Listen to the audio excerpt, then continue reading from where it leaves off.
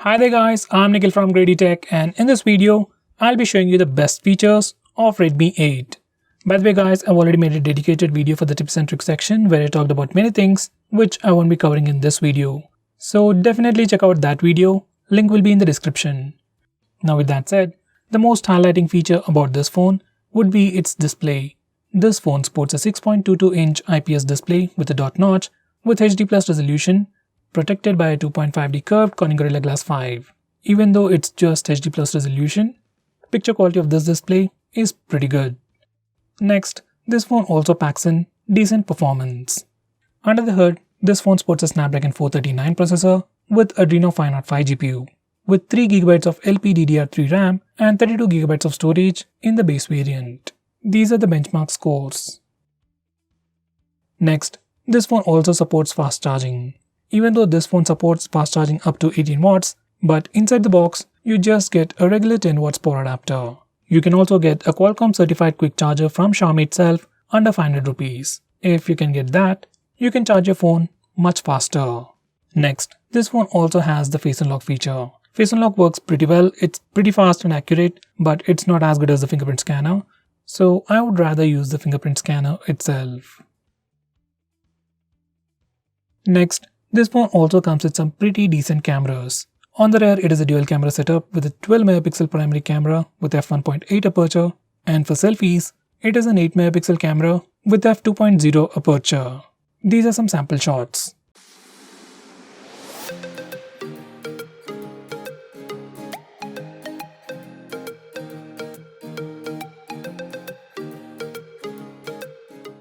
Next, I'm going to show you some important MIUI 11 related features. First, we have different notification styles. From here, you can choose between Android style or MIUI styles, and there is definitely a pretty significant difference between the notification styles of stock Android and MIUI. Next, we have dynamic alarms. Now, this is a brand new feature in MIUI 11 that gives you dynamic alarm tones depending upon the time of the day. So, if you have an alarm in the morning, you get a different tone. If you have it in the evening, you get a different tone. So that's the new dynamic alarm feature, and we also get a lot of new natural sounds.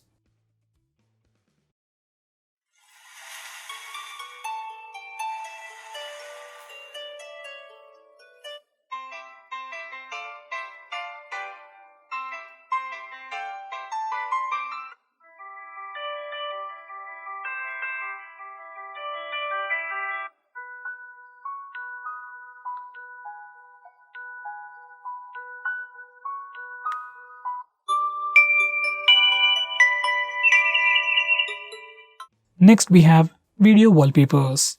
Now, using this feature, you can set up a video as your lock screen wallpaper or a home screen wallpaper. Here's a quick preview.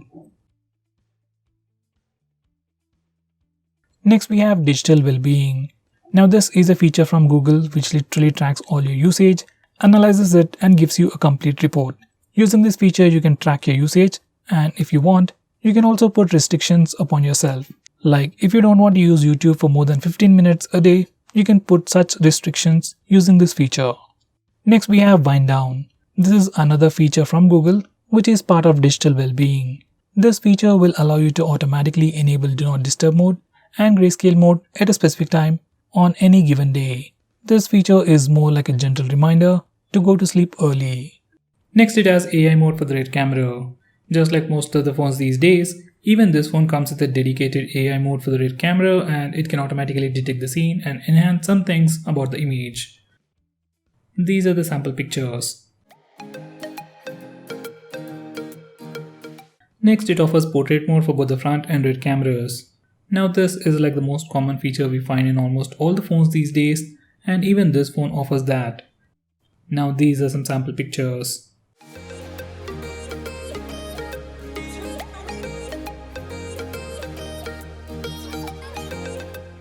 Now, going on next, you also get a fingerprint gesture to take pictures. Now, this feature is not enabled by default, at least as far as I know. You can always enable it from the camera settings. Now, once you enable this feature in the default camera application, you can touch the fingerprint scanner to take a picture. You can also start and stop video recording. This feature is especially useful for taking selfies. Now going on next, we have the famous full screen gestures. Personally, this is my favorite implementation and probably the best implementation for full screen gestures on Android. Now for a quick preview, once you enable this feature, you can swipe from the bottom of the screen to go home, swipe and hold for recent taps, swipe from the left side or right side to go back. This is really an awesome feature. Now going on next, we have quick ball. You want to use your phone single-handedly? Then this is a great solution for you. Once you enable this feature, a floating bubble will pop up. You can use it in two ways. You can either tap and select the option, or else we can swipe. Personally, I like to go with swipe option with navigation keys. Once everything is properly set up, you can simply swipe on the floating bubble to go back, go home, or even open recent taps page. Now going on next, we have some handy gestures. First, we have the double tap to wake. Now this one is pretty simple. Just enable this feature and double tap your screen to wake it up. If you are using face unlock on this phone, then you can simply double tap your phone. Phone wakes up, sees your face, and immediately unlocks the phone. You don't even have to use the fingerprint scanner. It is super convenient. Next we have raise to wake. Now this is another super useful feature. Once you enable this feature, every time you raise your phone, your display lights up and shows you the lock screen. Once again, if you have enabled face unlock feature, it wakes up, sees your face, and immediately unlocks the phone. So this feature in combination with face unlock works just like the latest iPhones. Now going on next, we have two super shortcuts to quickly open the camera application. First way is to open the camera application by pressing the power button twice. This particular shortcut works anywhere and anytime. Just enable it from additional settings, and every time you press the power button twice, camera application will pop up almost immediately. Most of the time it works. Another way to open camera application is from the lock screen. Now once you enable this feature from lock screen settings, on your lock screen you can press the volume down button twice to quickly open the camera application. Well, that's a feature and it works, but personally I still like to use the power button. Now going on next, we have 3-finger screenshot. Now before I show you that feature, let me show you how to take a regular screenshot. On this phone or any other phone out there, especially Android phones, if you want to take a screenshot, press the volume down and power button both at the same time. Once you do that, your phone will take a screenshot. For some reason, if that's a bit difficult for you, you can always use the notification toggle.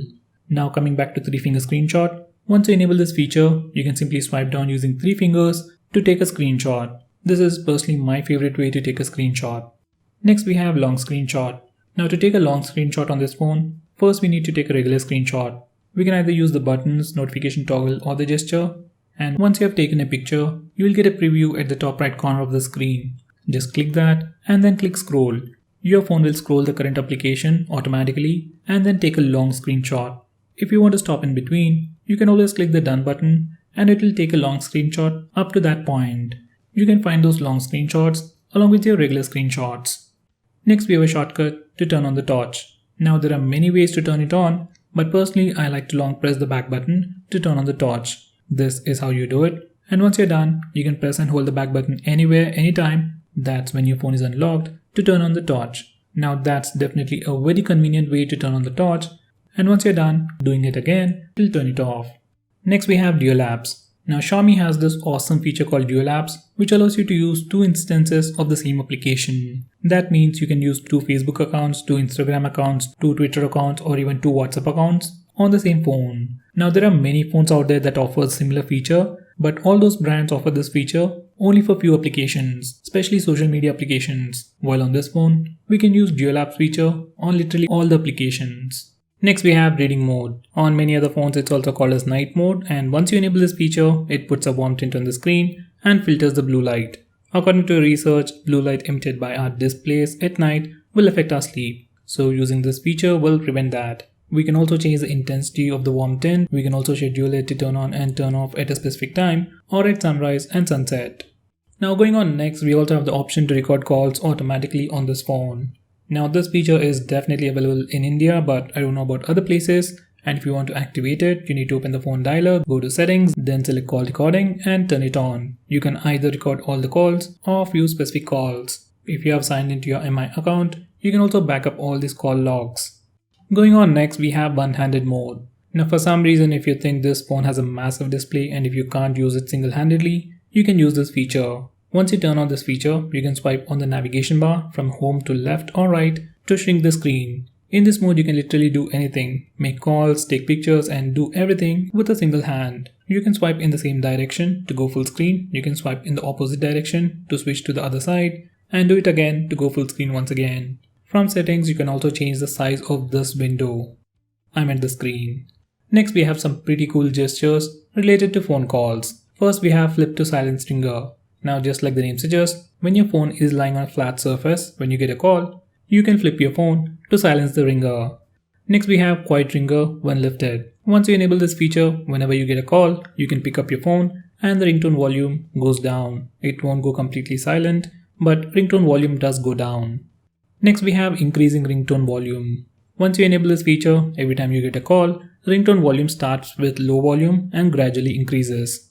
Next, we have flash when ringing. Once you enable this feature, every time you get a call, your flashlight, that's the rear flash, flickers. Next, we have mute first ring from unknown numbers. Now, once you enable this feature, every time you get a call from any unknown number, first ring, that's probably 2 to 3 seconds, will be silent, and after that, you will hear the ringtone.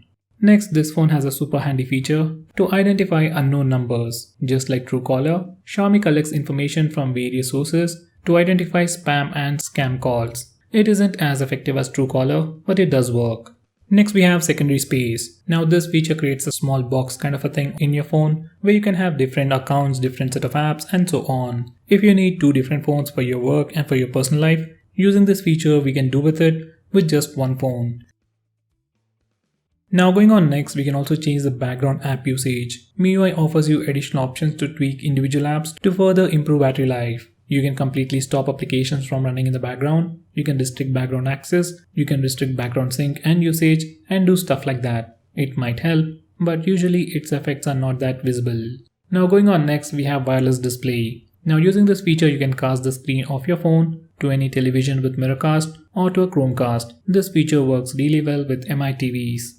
Next, we have MI Mover. Now, if this is a brand new phone and if you want to transfer all your data from your previous Xiaomi phone to this new Xiaomi phone, you can use this feature. Just select MI Mover on both phones and do the needful to transfer all your data from your previous phone to your brand new phone. Next, we have MI Drop.